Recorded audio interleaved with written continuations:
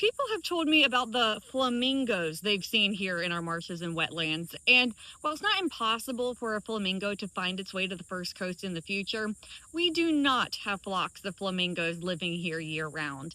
It's time for everyone to meet our beautiful local pink bird, the roseate spoonbill. As you can see here, they're a very gorgeous bird. They're native to Florida. They're very special. The reason they called spoonbills is if you can see the shape of their bill, it looks like a long spatula or spoon.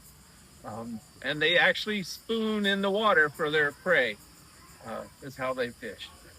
They get their color from the mollusks that they eat in the water.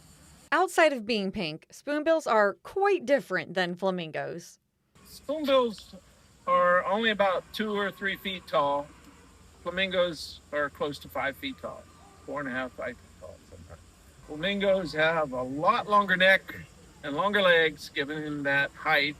Spoonbills and flamingos eat differently. Flamingos filter from the top of the water, whereas the spoonbills go a little deeper and they feel for their prey with their beak before they can snatch it up. Spoonbills are native to Florida. Spoonbills are found basically all through Florida, up into Georgia a little bit, I think. Flamingos, the American flamingo or Caribbean flamingo, are found in the Caribbean and some of South America and Central America. Historically, they lived in Florida too. However, flamingos have returned to Florida recently. In 2023, Hurricane Idalia pushed a bunch of them north when they're on their way to Cuba.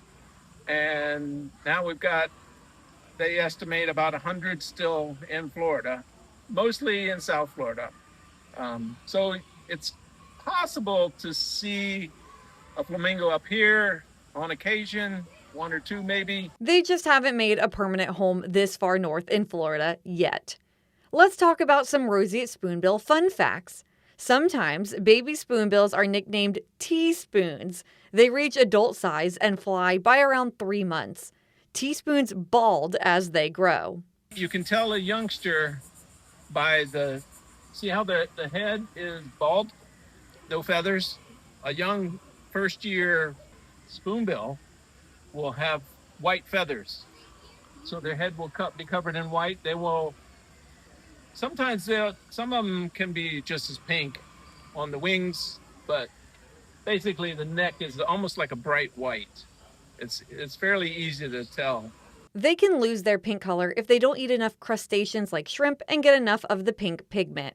And while their bills are good for scooping shrimp, they are not sharp.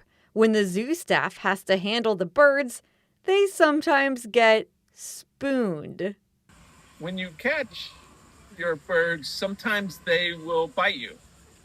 And with a spoonbill, when you get bit by a spoonbill, you say you've been spooned. And it doesn't hurt because they just don't have the power and it's not sharp. Yes, we get spooned all the time. It is a good thing to see roseate spoonbills in our marshes and wetlands. They bring bird watchers to our area, which helps the economy, but they are also a sign of a healthy environment. Spoonbills, their numbers were going down. I think they're stable or hopefully recovering a little bit. They're a good indicator of how the health of the environment is. The more spoonbills you have around, then more than likely it's a good, healthy habitat.